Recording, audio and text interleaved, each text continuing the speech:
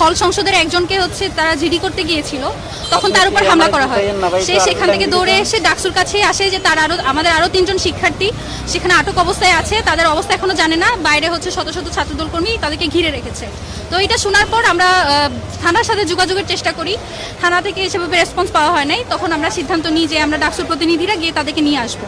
তো কোনো উচ্চবাচ্য ছাড়াই আমরা যখন ঢুকছিলাম, আপনারা ফুটেজে দেখেছেন, যখন মুসাদ্দেক জুবাইর যখন ঢুকছিল তখন তার উপর হামলা করা হয় এবং তাকে মারতে মারতে এক সাইডে নিয়ে যাওয়া হয়। মুসাদ্দেক জুবাইর দুজনের উপরই হামলা করা হয়।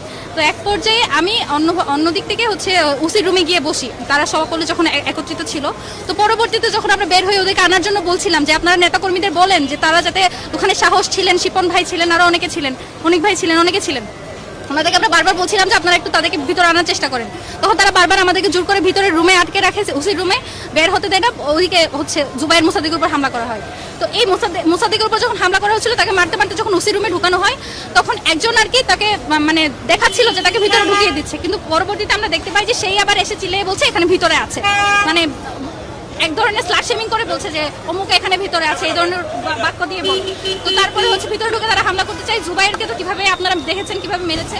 এর পরবর্তীতে রাকিব ভাই আসে এবং সবচেয়ে খারাপ লাগার জায়গা যেটা, জুবাইর মোসাদ্দেক যে ছেলেগুলোর জন্য যারা ছাত্রদল করার কারণে গেস্ট রুমে যাদেরকে নির্যাতন করা হতো, এবং জুবাইর মোসাদ্দেক যাদেরকে বাঁচিয়ে আনার জন্য যখন আওয়ামী লীগ তাদের উপর হামলা করতো, তাদেরকে যাদেরকে মারিয়েছে সেই ছেলেগুলো আজকে জুবাইর মোসাদ্দেকের গায়ে হাত তুলেছে।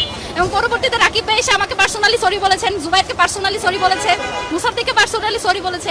এই পার্সোনালি সরি বলার পর তিনি আবার দেখলাম প্রতিবাদ মিছিল করেছে। তো এই যে হিপোক্রেসির যে রাজনীতি, আমরা আশা করবো যে এটা থেকে তারা বের হয়ে আসবে। সারা দেশে যেভাবে তারা মব সন্ত্রাস চালাচ্ছে এবং ছাত্রদলের নেতাকর্মীরা হামলা করেছে, সেটা কিভাবে জনরোষ হয় আমি জানি না। যেভাবে মিডিয়াগুলো আপনারা যেভাবে ফ্রেম করছেন, আমরা আপনাদের কাছে এক্সপেক্ট করি যে আপনারা বস্তুনিষ্ঠ সাংবাদিকতা করবেন। যেটা ছাত্রদল সেটাকে ছাত্রদলই বলবেন, সেটাকে জনরোষ বলে বা মব বলে হচ্ছে আপনারা করবেন না। এখন তো আপনারা মবও বলছেন না, আপনারা বলছেন জনরোষ, জনগণের প্রতিক্রিয়া। সেখানে ছাত্রদল কর্মীরাই ছিল এবং তারা যখন আমরা ভিতরে ছিলাম তখন হচ্ছে মুসাদ্দেক জুবাইরের ফোন আমার কাছে ছিল।